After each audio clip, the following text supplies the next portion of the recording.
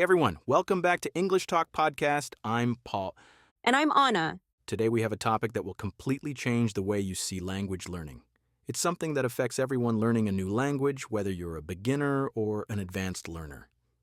That's right. Have you ever felt mentally exhausted after trying to speak in English? Have you ever thought, why is this so hard? If so, you're not alone. Exactly. Learning a new language is a serious mental workout. In fact, it's like doing CrossFit for your brain. Now, CrossFit is an intense, full-body workout. It challenges your muscles, forces you to push your limits, and helps you build strength over time. Well, guess what? Language learning does the same thing for your brain. Yes, it works on multiple areas of the brain at the same time. You're not just learning words, you're training your memory, pronunciation, thinking speed, comprehension, and confidence all at once.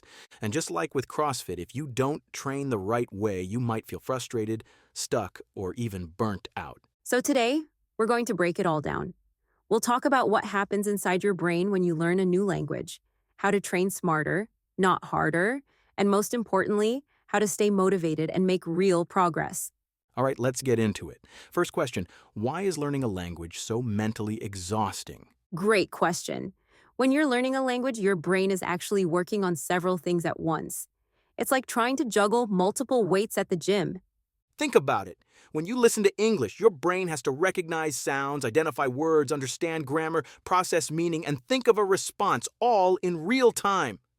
And when you're speaking, it's even harder. Your brain has to recall words quickly, build sentences correctly, and pronounce everything well, all while managing nerves and confidence. Exactly. No wonder it feels tiring sometimes.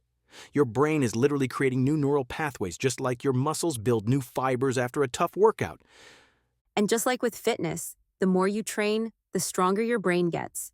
Over time, you start to process English faster, recognize words instantly, and speak without hesitation. All right, so if learning English is like a mental workout, what are the best exercises for your brain? Great question. Just like at the gym, you need a balanced routine, one that builds strength, speed, and flexibility.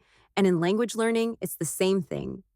Exactly, and today, we've got 3 powerful training methods that will help you build fluency faster.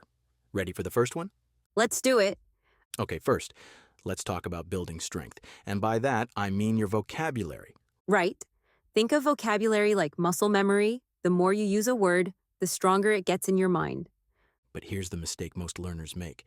They just memorize word list. That's like going to the gym and only lifting the same weight over and over. You won't improve.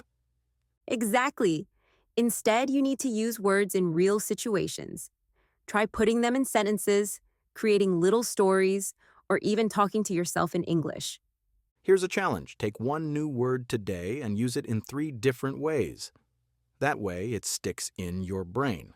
That's a great exercise. All right, now, let's talk about speed. One of the biggest problems learners have is overthinking when they speak. Yes, they pause, they hesitate, they try to translate every word before saying it. And that slows them down. But here's the trick. Train your brain to respond automatically. Just like cardio at the gym, at first it feels exhausting, but over time, it gets easier.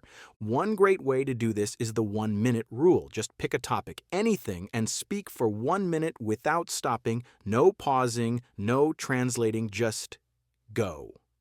It might feel weird at first, but trust me, this will train your brain to think in English faster. All right, now let's move to our final exercise. And this one is a game changer. We've built strength, we've worked on speed, but there's one more thing, flexibility. Because just like in fitness, flexibility helps prevent injuries. And in language learning, it helps prevent translation delay. Oh, that's when your brain tries to translate everything word for word before you speak, and that's what slows you down. Instead, try thinking directly in English. Start small. Describe things around you in English throughout the day. One simple trick, mental labeling. When you see a chair, say chair in your head. When you feel hungry, think I'm hungry instead of translating it. The more you do this, the faster your brain adapts, and soon you'll be able to switch between languages effortlessly. Great, Anna. So there you have it. 3 simple but powerful ways to train your brain for fluency. All right, so we know language learning is like CrossFit, but here's the challenge. How do you stay motivated when it gets tough? This is where a lot of learners give up. They start strong, but when progress slows down, they feel discouraged. Yeah, that's why you need to make it fun and track your progress. If you only focus on not being fluent yet, you'll feel stuck. Exactly. Instead, celebrate small wins. Did you have your first conversation in English? Did you understand a movie without subtitles? That's progress. And mix up your learning. Watch TV shows, play games, join online communities, make English a part of your life. Wow, that was a great discussion. We covered a lot today, from why language learning is like CrossFit to the best ways to train your brain. Exactly. And remember, learning a language is a process. Stick with it, push your limits, and most importantly, enjoy the journey.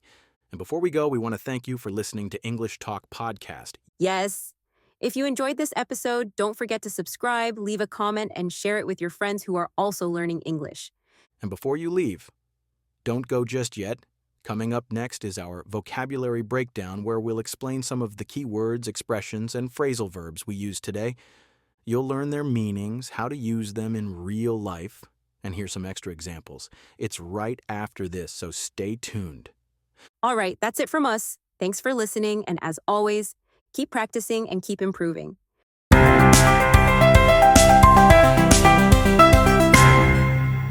All right. Now that we've finished today's episode, let's go over some key vocabulary, phrasal verbs, and expressions that you heard. Understanding these will help you use them in your own conversations. 1. Push your limits. Paul said, learning a language pushes your limits, just like CrossFit. But what does it mean? When you push your limits, you challenge yourself to go beyond what you think is possible. It means stepping out of your comfort zone. Example sentence. I was scared to speak English in public, but I decided to push my limits and start conversations. 2. Burnout. Emma said, if you don't train the right way, you might feel frustrated, stuck, or even burnt out. What does burnout mean? Burnout happens when you are mentally and physically exhausted from working too hard. Example sentence. She studied English for 10 hours straight and felt completely burnt out. Third phrasal verb, stick with it. Paul said, stick with it, and learning English will become easier. But what does stick with it mean? It means to continue doing something even when it's difficult. Example. Sentences. I almost gave up learning English, but I decided to stick with it. Fourth phrasal verb, breakdown. Emma said, let's break it down into simple steps. What does breakdown mean? It means to explain something step by step or separate something into smaller parts to understand it better. Example sentence, the teacher broke down the grammar rules so I could understand them. And that's your vocabulary breakdown for today. Remember, the best way to learn new words is to use them. So, try using stick with it or burnout in a sentence today. Don't forget, you can download today's free PDF in the description for more examples and practice exercises. See you in the next episode, and keep practicing.